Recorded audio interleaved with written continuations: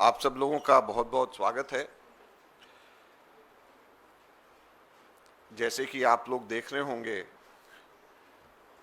कि आज हम सब लोग कांग्रेस पार्टी के परिवार के अंदर हरियाणा के एक वरिष्ठ नेता, पूर्व सांसद, भारतीय युवक कांग्रेस के पूर्व अध्यक्ष, भारतीय राष्ट्रीय छात्र संगठन के पूर्व अध्यक्ष, जेएनयू से पढ़े हुए डॉक्टर अशोक तंवर जी का कांग्रेस पार्टी के अंदर हम लोग आज स्वागत करते हैं। और सबसे पहले तो मैं जो एक रस्म यहाँ पर कांग्रेस के हेडक्वार्टर्स में वरिष्ठ नेताओं के स्वागत पे होती है उसको मैं पूरा करना चाहूँगा। आप लोगों के फोटो आप भी साथ साथ में होगा।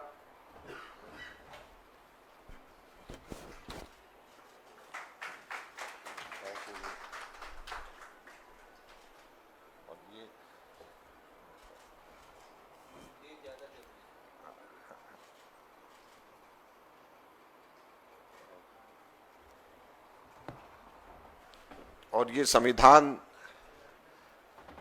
की एक प्रति जो हमने अशोक तंवर जी को, डॉक्टर अशोक तंवर जी को दी है, हम सब लोग जिसकी रक्षा करने के लिए हम सब लोगों ने ठाना है, हमारे नेता राहुल गांधी जी के नेतृत्व में कांग्रेस पार्टी ने ठाना है। हम लोग ये उम्मीद करेंगे कि संविधान की रक्षा के लिए बाबा साहब अंबेडकर के सिद्धांतों को आगे लेकर जाने के लिए राहुल गांधी जी की सोच, जो समाज में सबसे पिछड़े हुए व्यक्ति हैं, सबसे दबी हुई आवाज है, उसको आगे बढ़ाने के लिए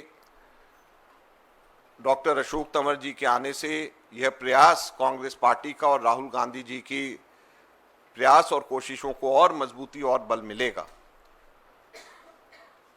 अब मैं अनुरोध करूंगा डॉक्टर अशोक तंवर जी से कि वो यहां पर आकर के आप सब लोगों को संबोधित करें।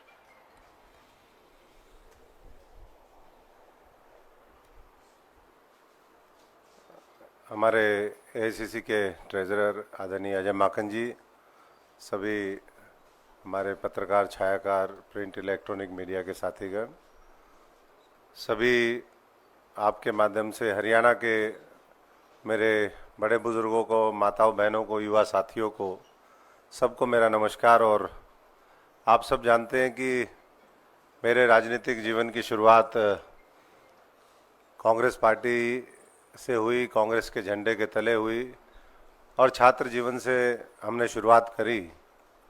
और पिछले कुछ महीने मैं भारतीय जनता पार्टी में था, लेकिन जिस तरीके का माहौल देखा पिछले कुछ महीने में, मैं समझता हूं कि बहुत से मुद्दे ऐसे हैं जिसको लेकर के आहत भी हुए। और जो एक बाबा साहब के प्रति, संविधान के प्रति जिस तरह की आस्था होनी चाहिए थी, वो मुझे लगता है कि वहाँ नहीं है। और दूसरी तरफ राहुल गांधी जी देश के अंदर देश को जोड़ने के लिए बाबा साहब का दिया हुआ संविधान कैसे मजबूत हो, उसके माध्यम से लोगों को अधिकार कैसे मिले, आरक्षण कैसे जिन वर्गों के लिए, चाहे वो दलित हों, पिछड़े हों, उनको उसका संपूर्ण लाभ मिले और देश की तरक्की में, देश की खुशहाली में उनकी भी बड़ी भूमिका हो, ये हमेशा उन्होंने सपना देखा। जबकि भारतीय जनता पार्टी और जो आज दूसरे दल हैं, वो हम सब देख भी रहे हैं कि किस तरीके से जाति का सहारा लेते हैं, धर्म का सहारा लेते हैं, लोगों को बांटने का काम करते हैं। और पिछले दिनों आपने, हमने सबने देखा कि किस तरीके से, चाहे वो भारत जोड़ो यात्रा हो, चाहे तमाम इस तरीके के कार्यक्रम जो कांग्रेस पार्टी ने चलाए, राहुल जी के नेतृत्व में, खड़गे जी के नेतृत्व में, सोनिया जी के नेतृत्व में, उसने पूरे देश को एक दिशा देने का काम किया। लोगों के अंदर विश्वास फिर जागृत हुआ कि ये देश और मजबूती से आगे बढ़ेगा जब कांग्रेस पार्टी देश के अंदर मजबूत होगी। और वो चुनाव लोकसभा के हुए, हमने नतीजा देखा, कांग्रेस ने अपनी टैली को डबल किया। राहुल जी को एक मजबूत नेतृत्व के रूप में आज पूरा देश चाहता भी है और मानता भी है, और हरियाणा भी आज उसी दिशा में आगे बढ़ रहा है कि किस तरीके से आज हरियाणा के अंदर, क्योंकि एक तरफ जम्मू कश्मीर के चुनाव है, दूसरी तरफ हरियाणा के हैं, लेकिन मैं हरियाणा की बात करूंगा क्योंकि हरियाणा से संबंध भी है और हम पूरी तरीके से चुनावी इस समर में अभी देख भी रहे हैं कि किस तरीके से जाति का सहारा लेकर के जहां धर्म चले वहां धर्म चलाओ, जहां धर्म ना चले वहां जाति चलाओ। ये आज मैं समझता हूं कि भारतीय जनता पार्टी की नीति है, और इसको देख करके और हमें और ज़्यादा मैं समझता हूं कि हाथ हुआ। और यही सब देख करके आज हमने फैसला लिया, कल राहुल जी की उपस्थिति में महेंद्रगढ़ के अंदर मैंने पुनः कांग्रेस पार्टी को ज्वाइन किया, क्योंकि जैसा मैंने कहा कि शुरुआत ही यही हुई। कांग्रेस पार्टी ने बहुत कुछ दिया भी, आज जो भी हम हैं कांग्रेस पार्टी की देन है। अगर आज कोई दल मुझे लेता है या लिया किसी ने, तो मैं समझता हूं कि वो कांग्रेस का दिया हुआ ही था, जो हमें कांग्रेस ने सिखाया, दिखाया, लोगों के बीच में संघर्ष करने का मौका दिया, उसी के आधार पर। तो मैं आज इस राहुल जी की जो लड़ाई है, कांग्रेस पार्टी की लड़ाई है, देश जोड़ने की लड़ाई, संविधान बचाने की लड़ाई, बाबा साहब के सपनों को पूरा करने की लड़ाई, उसमें एक बार फिर हम राहुल जी के साथ खड़े हैं, कांग्रेस पार्टी के साथ खड़े हैं। और मैं हरियाणा के तमाम दलितों को, पिछड़ों को, शोषित वर्ग को, जिनके अधिकार छीने गए हैं, उन सभी से ये आग्रह भी करता हूँ, अनुरोध भी करता हूँ कि फिर दोबारा हमें हरियाणा को नंबर 1 बनाने के लिए, हरियाणा को उसके लोगों का अधिकार मिले।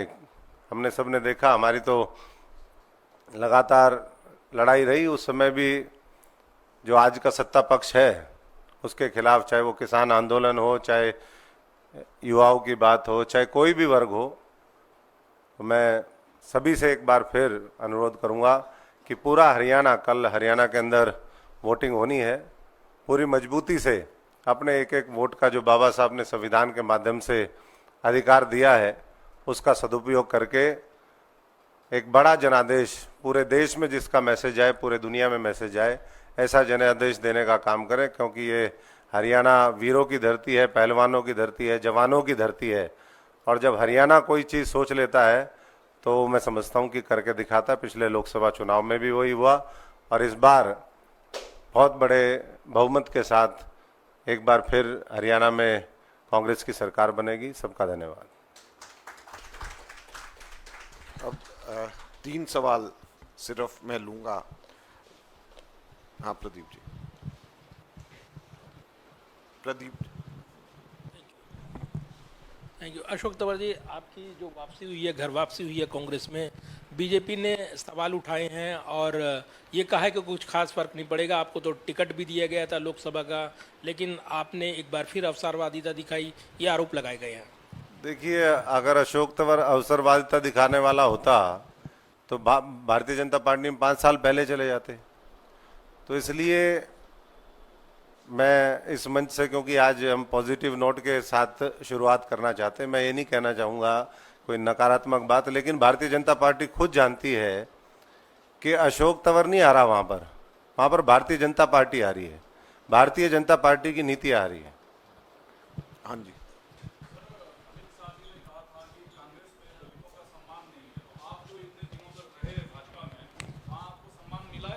जिस वजह से फिर आपको कांग्रेस आना पड़ा।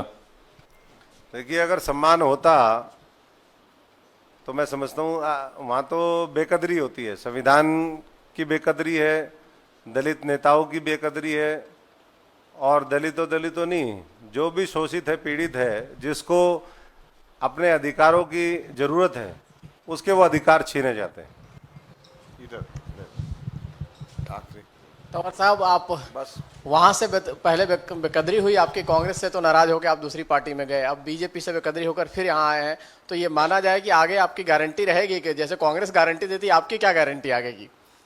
देखिए, वैसे तो कहते हैं सुबह का भूला शाम को लौटाए, तो भूला नहीं होता। और ये तो अपना घर है। आप भी घर से जब निकलते हैं, पूरी दुनिया में कहीं भी घूम के आएंगे तो वापस आखिर घर में आकर ही रुकेंगे। और जब घर छोड़ता आदमी तब घर की ज़्यादा कदर पता चलती है। तो दूर के ढोल सुहावने होते हैं, कहते हैं ना, distant grass is always greener. तो दूर से हमें लगता था, अब तो मैं पूरा पॉलिटिकल सिस्टम 360 डिग्री सारा चीज समझ करके आया हूं, और इसलिए आज राहुल जी के साथ खड़े हैं। धन्यवाद, थैंक यू। Thank you. जय संविधान, जय राहुल गांधी।